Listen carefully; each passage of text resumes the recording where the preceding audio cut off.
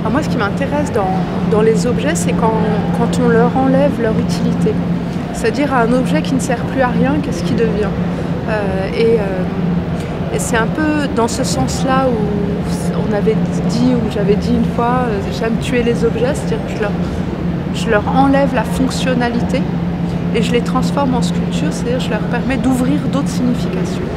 Et c'est dans ce sens-là que Mais il y en reste toujours un écho, hein, bien sûr. de leur fonction. Oui. Et le fait de se balader à Charleroi, ça vous a vraiment inspiré pour faire cette exposition? Bien évidemment, la ville de Charleroi est une ville en pleine restructuration. C'est une ville qui a été construite sur un passé industriel très fort et ça a été un lieu important de l'économie et de la production. Et en ce moment, depuis quelque temps, on est en train de passer une étape de son histoire post-industrielle qui est très très importante. C'est-à-dire qu'on est en train de déstructurer ces hauts fourneaux qui ne sont pas repris et on est en train de construire des éco-quartiers, d'autres quartiers nouveaux de la ville, etc. Donc c'est une ville qui a un certain passé et qu'aussi on essaye de faire progresser et de construire un avenir un peu différent. C'est une forme de progrès, tout comme la construction des usines ont été un progrès pour la région, la restructuration de l'industrie est aussi une progression. Et donc ça, c'est un état des lieux entre. On a des ruines d'usines et de hauts fourneaux, et puis d'un autre côté, on construit des choses nouvelles, etc. Donc on est aussi dans cet état d'entre-deux historique, entre le présent et le passé et le futur. Et c'est un peu ces éléments-là aussi que je mets en œuvre dans mon exposition et dans ma manière même de travailler les sculptures. Le son prend une place assez importante, enfin l'absence du son, disons. Ça vient d'où? Vous avez joué la musique, je sais pas quoi. Non, mais j'ai beaucoup de musique populaire, beaucoup de musique classique aussi, beaucoup de musique pop également. Et dans la manière de travailler mes sculptures, en fait, j'essaye toujours de réduire de façon minimale, de réduire vraiment au minimum les matériaux que j'utilise. Par exemple, est-ce qu'on a vraiment besoin d'entendre la musique pour avoir une idée de la musique? Est-ce que des instruments de fanfare et de costume, est-ce que ça suffit pas à avoir l'idée de la fanfare dans la tête, la musique de fanfare dans la tête?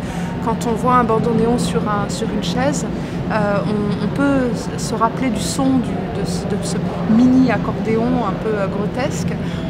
On a ça dans l'imaginaire qui se met en route, donc on n'a pas besoin de l'entendre. On a l'idée ou l'image de ça.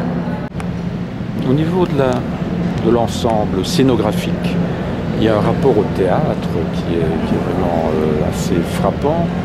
Et ça vient d'où cette volonté d'archiver une scénographie aux allures, on peut le dire, un peu magritiennes? C'est un hommage à Magritte? Oui, directement et pas directement. Moi, je peux pas arriver là maintenant en 2020 en ignorant une grande partie de l'histoire de l'art, mais c'est bien sûr des gens que je convoque. C'est des gens, je fais des liens avec tout ça parce que je suis héritière de tout ça, bien évidemment. Et en particulier pour une exposition en Belgique. Mais la scénographie en particulier parce que c'est une exposition, c'est scénographier. On nous offre des œuvres d'art dans un espace, on est dans une forme de théâtralité.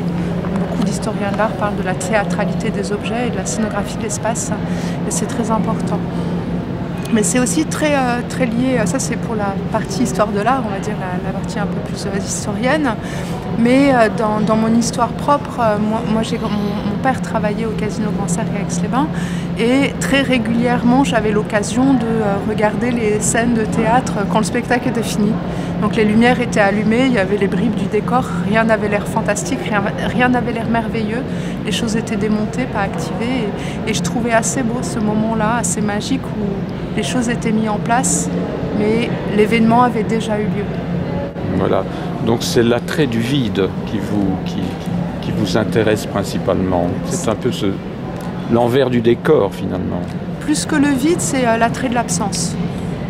Le vide en soi, c'est un concept un peu différent, mais c'est l'attrait de l'absence. C'est quelque chose qu'on a enlevé. Donc c'est pas un vide pur, c'est le manque, c'est l'absence de quelque chose. Donc quand quelque chose est absent, en fait, il est d'autant plus présent. Donc en fait, c'est comme si je travaillais avec la présence de quelque chose qui n'est pas visible. C'est comme je parlais tout à l'heure du bandoneon, ce petit accordéon sur la chaise. Il n'y a pas le musicien, mais on le sent, le musicien. On a l'impression qu'il est là, c'est à son échelle, on l'imagine assis sous sa chaise, en train de jouer de l'accordéon, mais il n'est pas là. Tout comme la fanfare, on imagine les joueurs de fanfare dans leur costume, mais ils ne sont pas là. Donc c'est aussi travailler avec leur absence. C'est un discours sur la mort, on peut le dire. Peut-être pas sur la mort, peut-être sur mais juste le temps qui passe. Le temps qui passe. Le temps qui passe. Le temps qui passe. Finalement, ce n'est pas un hommage à Magritte, c'est un hommage à Brotars, quelque part. Quelque part. Avec les caisses vides et la construction du musée, et bien sûr ces choses-là.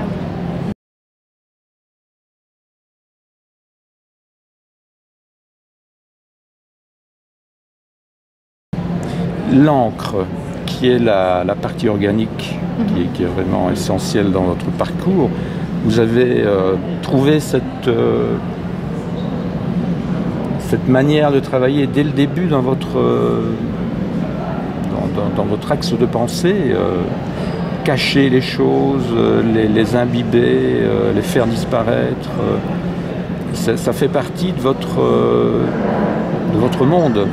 Oui, ça fait partie de mon vocabulaire, ça fait partie de ma grammaire et on va dire de mes mécanismes de fabrication.